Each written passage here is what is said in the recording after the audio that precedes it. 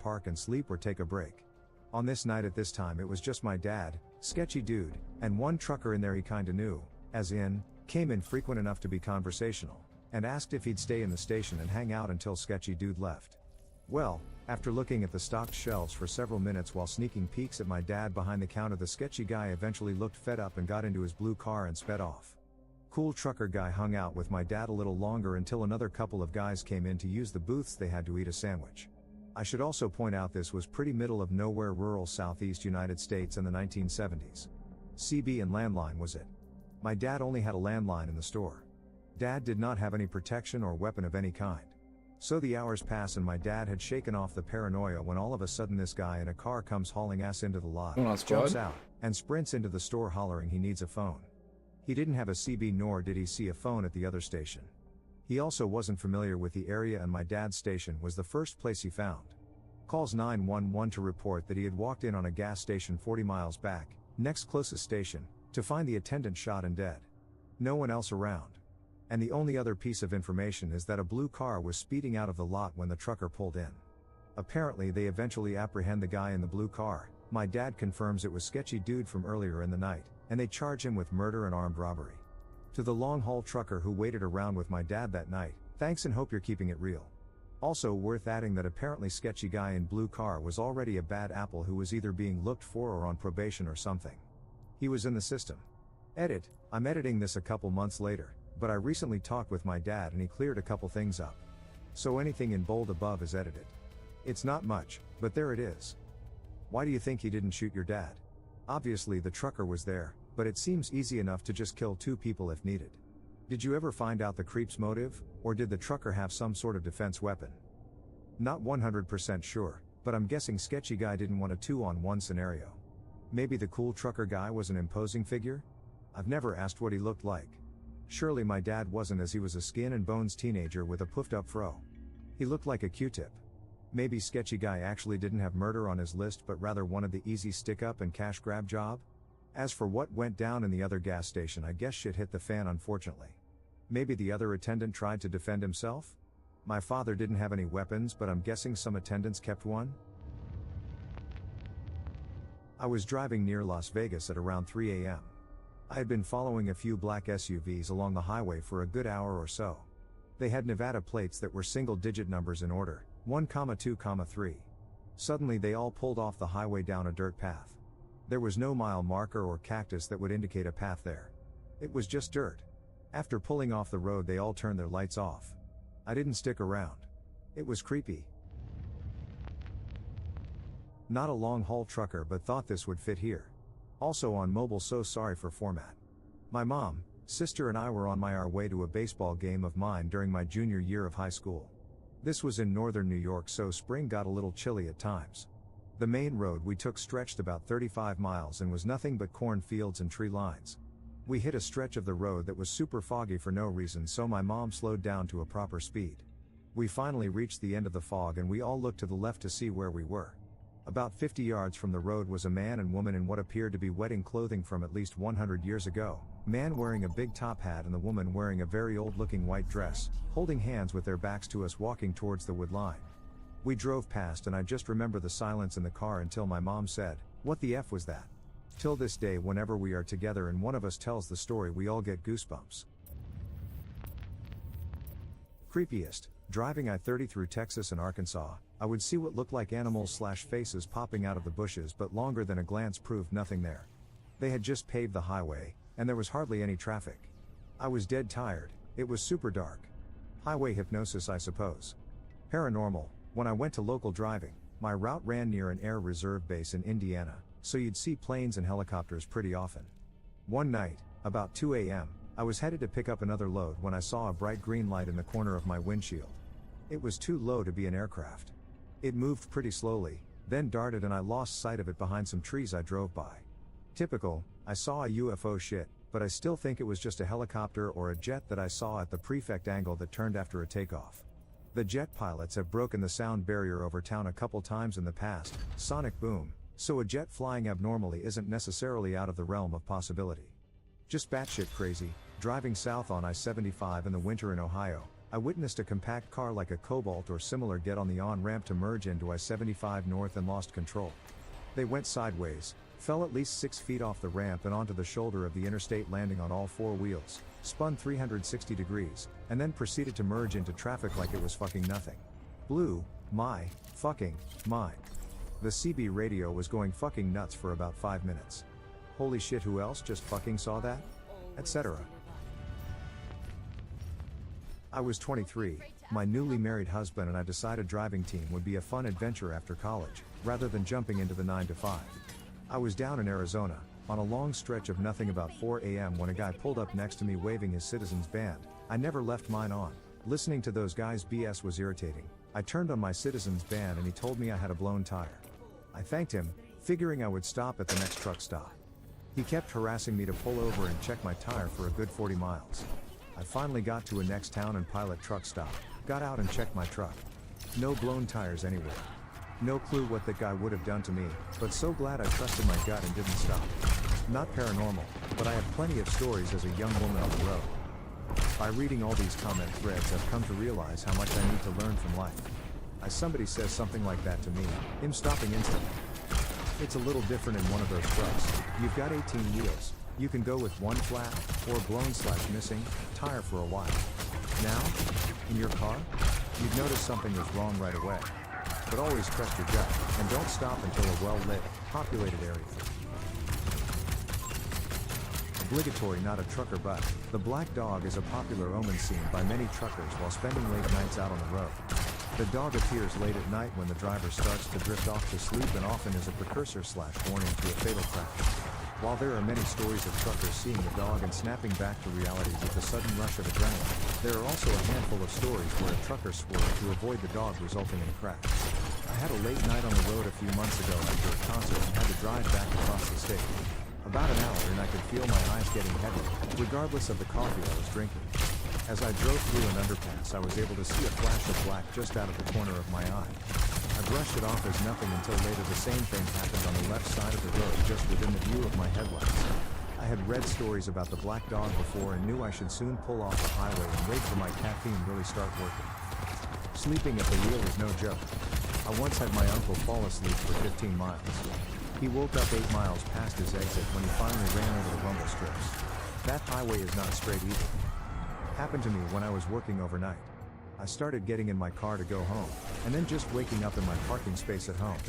Scared the mess out of me. Dude, falling asleep while driving has to be the scariest thing ever. Obligatory, not a long-haul trucker, Like, but once in the I've middle been of close nowhere. a couple No times. buildings No slash getting rid cars of the for tire miles. driving at In night, rural but Canada at 3 a.m. a person jumped out Is on that the road in 15 front of my miles? truck and started waving a flashlight at me and flailing his arms. I swerved hard and kept driving and ended up calling the police about 5 minutes later. I hope he was alright, but that's not how you get yourself picked up. Same road, different trip. I almost ran over an owl at about the same time of night. I was driving in upstate New York in early spring during deer season, and not only were there deer everywhere you had to look out for, there was deer pieces strewn everywhere from cars hitting them, then more cars hitting the roadkill and so on. Literal deer chunks all over the roads. Gross. My dad has several stories from hauling logs in Idaho and driving trucks through Utah and Nevada. My favorite is from actually just in his pickup going through Utah. He said there was a light keeping pace with him out in the desert on a moonless night. It kept pace for a minute before it disappeared and his truck turned off. He stopped and turned it on and pulled off at the next diner. The folks in the diner called it a common occurrence. The creepiest is when he was hauling logs in Idaho and was coming down from near Coeur d'Alene area during a snowy winter night. He was putting on chains before heading down steep grade and said all of the hair stood up on his body. It felt like there was something watching him. Halfway down the switchbacks he saw a large figure standing on a 20-foot tall embankment. As he got closer it jumped down and the shoulders were as tall as the cat. In a single bound it leapt down and then leapt over to the other side of the embankment. At the time he thought it was a Sasquatch. Now he says it was probably a demon trying to make him crash. He didn't stop to remove the chains until he was well away from the mountain. Alright, that second story is really weird. I went to a boarding school that was in the woods in Idaho, in Bonner's Ferry, which was like an hour or more from Coeur d'Alene. In one of the dorms, there was this 8-foot shadowy figure that would just stare at you sleeping from across the room. The ceilings weren't that high, and they're a hunch to it, like the giant in Big Fish. I was there for 2 years. Bro, I I've saw it literally about a been to year in, Bonnie's for but new the kids fuck? on their first night saw it. Everyone knew. And if you got transferred to that dorm, then you were warned. In a joking way, we were kids. It's been 15 or so years, and I still just got goosebumps writing that out. What? Of course, 10 minutes story in? going around that it was just a really tall I need to staff go member back to named this and Jeff show who took somebody. his own life, and he was just making sure you hell? were asleep. So that was its name, Jeff. There's something messed up out there. I would tell more stories, but it's like telling someone you saw a UFO. You might believe them somewhat, but there's always that "sure you did" to it. Easy. This is a really crazy coincidence though on my end hearing something like that. Let's hear him. If you're popping Alright. into the chat, what's going My on? first month and I was I'm in a gonna chill different a little dorm. stream tonight. Top bunk, in the middle of the room. Your night's going I was really taking well. a nap, with my arm hanging off the side. I don't remember what I was dreaming about. Oh, is your but night this I going well? remember clear Oh, as is day. everybody Just a dropping in cat chat? hissing and then screaming, and someone bit my finger, hard. Hard enough to bruise under my nail. I was totally alone in the dorm, and I was sleeping on my stomach, arm dangling so it wasn't me doing it in my sleep. The dorms were separated by one half wall, and I got up, checked it out thinking someone ran over there and was just screwing with me, and then there was a bang on the wall from by my bunk. Again, totally alone. I can't speak for this, because it was in the girls' dorm, but they had a little girl that would run through the bathroom screaming and leaving behind wet footprints. Their dorm was by our little pond, and when we were out there some girls came out screaming in towels saying it happened. A female staff went and checked it out, and I remember when she came out she had that expression that's kind of like a half smile that said, "I don't know, and I can't explain it," and she was like, "Yeah, there's a child's footprints in there." My great uncle was a long haul trucker and he swears that one time he was driving down the road to see two guys pull a rolled up carpet out of the trunk of their car and throw it in the river. Whether that's true or not I don't know, but it's still creepy nonetheless. It was probably true. My friend, his wife, and several neighbors last year saw a large car drive to the river at the end of their street in Indianapolis and dump a girl's body. All in broad daylight at like 2 p.m. Of course the car sped away. My friend and another neighbor run up to the side of the river, and it's definitely a girl/woman's body. Said he wanted to throw up, and did later on. This girl/woman had obviously been murdered. They got the license plate, but do not know if the people were ever caught. Okay, so here is a spook for you, and to this day I still have no idea nor explanation for it. So I was in the VA/MD area, and had a lot of work-related sites ranging from downtown Baltimore to Virginia Beach and all around. Friday wrapped up, and I hit the road to some social arrangements I had made for the weekend.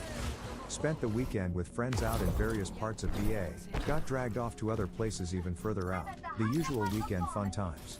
It's late Sunday night when I have to leave, or I'm not going to be able to get home in time to start my, thankfully late afternoon, Monday.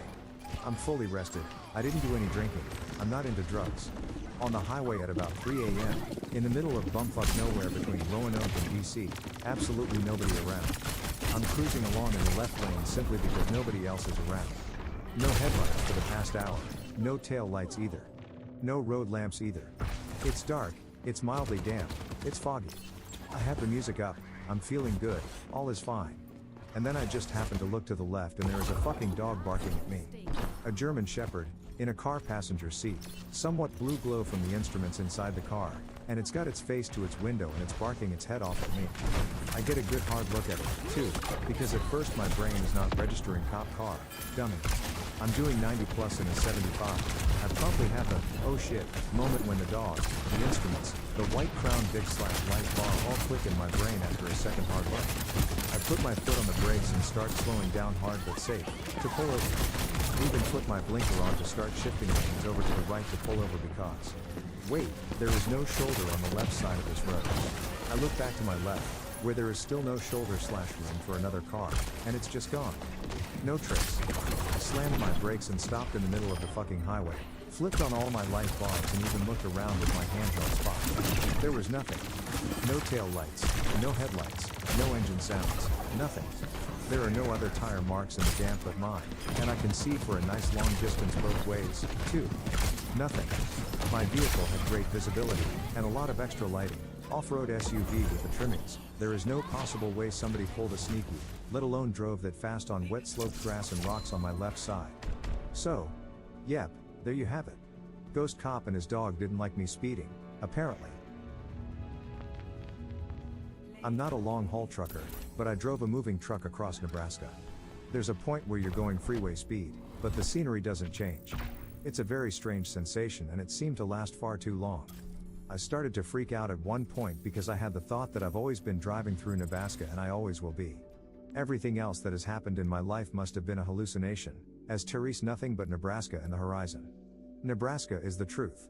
Nebraska is life. Nebraska. Not a haul trucker, just me and my high school beater. Was driving on this back road at maybe 2 to 3 a.m. after hanging out with friends. Nobody on the roads. Certainly nobody walking. It was incredibly foggy. The area here is a small protected wetland and visibility was maybe 30 to 40 feet at best. There is a 90-degree turn. As I'm turning, there is a man standing there, arms at his sides, wearing ragged clothes. Just standing perfectly still, about 2 feet into the road. I nearly hit him, but was certainly closer to shitting my pants than anything else. What is up with foggy nights around 1 to 3 a.m. being so weird? I was driving home at night after hanging out with some friends. It was around 1 or 2 in the morning, and it was pretty foggy. Not foggy in the way you can't see what's in front of you, just kinda misty / hovering near the ground. Anyway, as I get to the road that leads home, I see what I thought was a giant dog just standing in the middle of the road, right in the middle of the intersection. Not wanting to hit it, I slow down. It's not a dog. It's a freaking 4 foot tall, 5 foot long, pink fuzzy rocking horse. Just there, upright, in the middle of the road. Was surreal, so I just kinda stopped there to look at it. Was very unsettling. Was going to get out to look at it, but quickly figured the point was probably to get someone to stop and get out of their car to look at it or move it, to rob them or something worse. Drove past it, and it was gone in the morning. A good friend of mine told me this story years ago. He is the stereotypical old big bad trucker. I've seen some weird stuff with him while driving in South Texas along the border. He never batted an eye, but while telling me this story he had goosebumps and a concerned expression. Which from this guy is about the equivalent of a trembling lip and shit-stained pants. I'll tell this story in the first person as he told it to me. Years ago in the late 90s I was on my way from the house, Central Texas, heading to Laredo to pick up a load. It was early morning, around 4 or 5. I had just come off a string of days at home, so I know I wasn't tired. I am on one of those 2-lane winding roads in the absolute middle of bumfuck nowhere, when I see something on the side of the road at the edge of my high beams. At first I just thought it was roadkill, as is usually the case. As I get closer, I see that it is roadkill and there's someone crouching over the deer carcass. I remember thinking either this guy's taking the antlers as a trophy, or he's fucking sick. As I got closer still I can now see that's this guy's eating the fucking deer. He's pulling chunks of meat from the stomach and bringing them up to his face. At this point he stops mid-motion and looks up at me. Not at my truck, but at me. He / stands up and that's when I see that it's fucking huge, brown, and covered in hair. I remember thinking at this point, oh fuck. This thing is standing on the tiny shoulder looking at me. By this point, maybe 3 seconds have passed and I'm about to the point in the road he's standing at. I didn't even think of stopping. In fact I'm starting to lay on it and get the hell out of there. As I'm passing it, it's looking at me, again not at the truck, it's looking through the driver's side windshield at me. He obviously has the intelligence to know that there's a driver in here and knows where I'm sitting. As I start to pass him I can still see its head above the hood of an old needle-nose Pete. Old truck design where the hood goes straight out from the windshield, known for being tall and difficult to see around. This thing is fucking giant. I remember seeing what looked like human intelligence in its eyes. It scares the shit out of me. Sorry for the wall of text. It's a story worth sharing though. A friend of my cousin was a long-haul trucker. He was making a delivery across the country and was in a hardly used dirt stretch of a rural route. Since the road wasn't exactly peachy he had to drive slowly. He sees another truck slowly approaching from the opposite direction, and he sees the truck is the same as his. Since this isn't fairly uncommon, he didn't think much of it, but as the other one grew closer he decided to honk in recognition of having the same kind of truck. The other one replies and all is good. That is, until they narrowly and very slowly had to pass one another. He turned to look at the driver and he saw himself. Not a reflection, not a similar person but his exact same copy, same clothes, same hat, same red beard, staring at him. They passed each other and that was that. He told me he'd seen very weird things, but that was the moment he decided to stop being a trucker. My dad has told me this story a couple times and each time it always kind of weirds me out. He is not a trucker but when he was in the military one night him and a buddy went out to get food. About halfway into their drive down a dark road my dad and his buddy noticed a woman in a red dress with black hair walking. My dad and his buddy found it odd because it didn't seem safe and it wasn't that warm. My dad said deep down he knew stopping was a bad idea, and so they drove by a little more slowly to get a glimpse to see if she needed help. As they drove by, my dad and his friend both swear she has no face. Instead, there was just a black hole, as if she had been in a wreck and her face was taken off. It freaked them both out so badly my dad floored it, and when they stopped to eat, both of them agreed they saw the same thing. Come to find out, a woman had been killed earlier that year in an accident. They were talking about it when a stranger told them the sightings of the woman were actually common. I am not one to believe in the paranormal, but the story is still kind of weird. My dad told me and my brothers this story when we were growing up, and it's always stuck with me, particularly on long drives when I'm feeling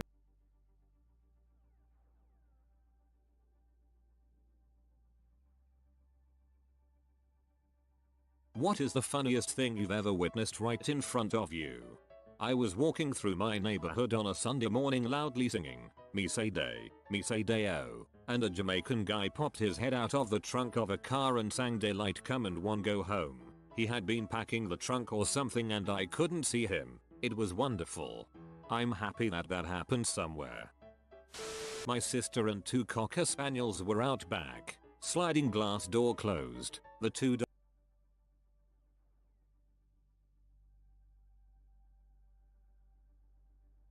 Teachers, what's the funniest thing to come out of one of your students' mouths? My first grade class was learning the word powerful. Kids came up with examples of powerful things and people, like elephants and Superman. Then one boy said, "Babies are powerful because they can cry and get whatever they want." "Teacher, I need a pencil." "Where do the pencils live?" "I have a bucket of sharpened pencils for them to use." "Pennsylvania?" I'm a teacher in Canada. Told the kids to name me 5 US states and their row could go out for recess first. A boy raised his hand and said, "Rattlesnake?" "What?" "Oh, snakes." "No, states. Name 5 states." T-bone?" "You're naming steaks." "States. States." Resource teacher was in the room and we were crying laughing. "Gas, liquid, solid, plasma, Bose-Einstein condensate."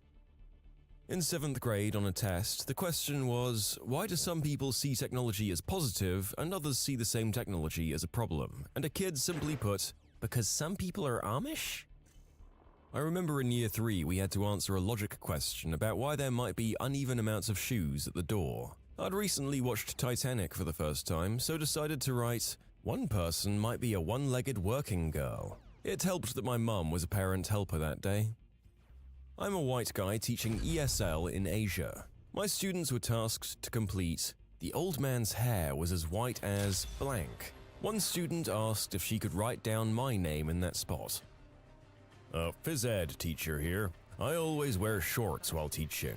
Parent-teacher conferences roll around and a grade 1 student comes up to me with her parents. "Mr. Smith, I've never seen you wear pants before." I've never responded quicker to a comment before in my life to clear that up. Reminds me of when my wife worked in an undisclosed location women's shelter. My daughter wanted to see where mummy worked, but we could never go.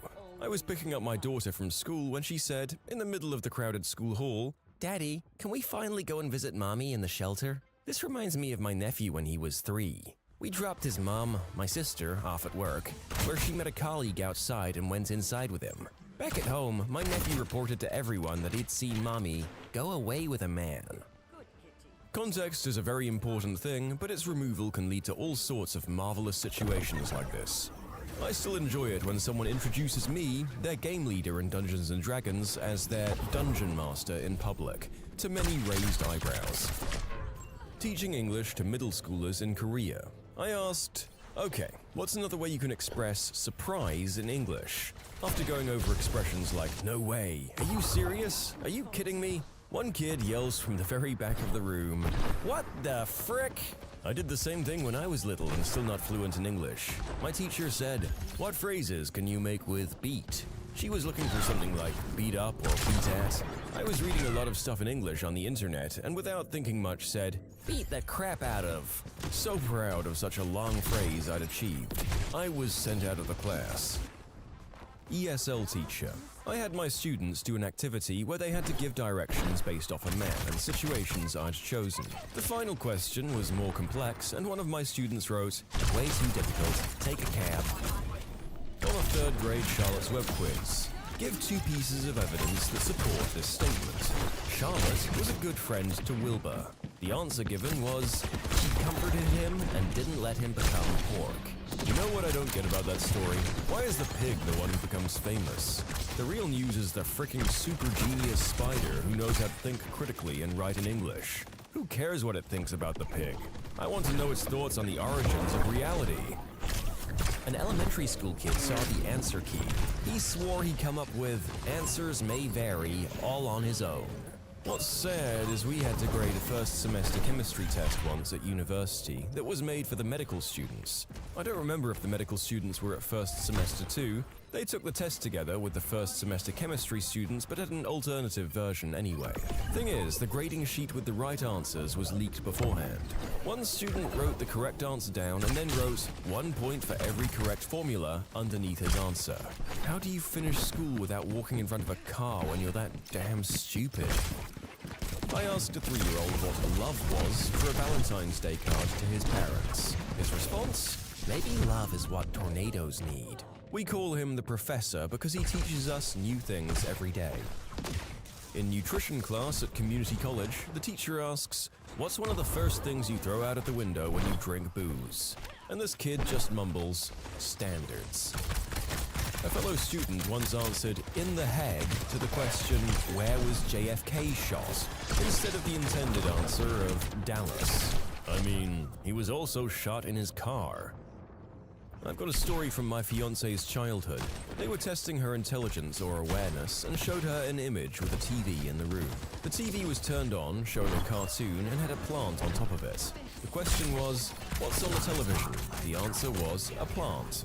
Apparently, she kept insisting in utter frustration until the administrator bothered to look at the image and not the answer sheet. Reminds me of a friend's story. I don't know about public schools, but for sure at private schools you get a little quiz-type test with a teacher before they confirm you're ready for kindergarten. One of the things he had to do was identify pictures. What basic fact broke your brain? When I was a little kid, my mum would bet me that I couldn't eat my carrots without making them make a snap noise. I was determined to prove her wrong, carefully biting in until snap. Damn it. Let's try the next one. Careful.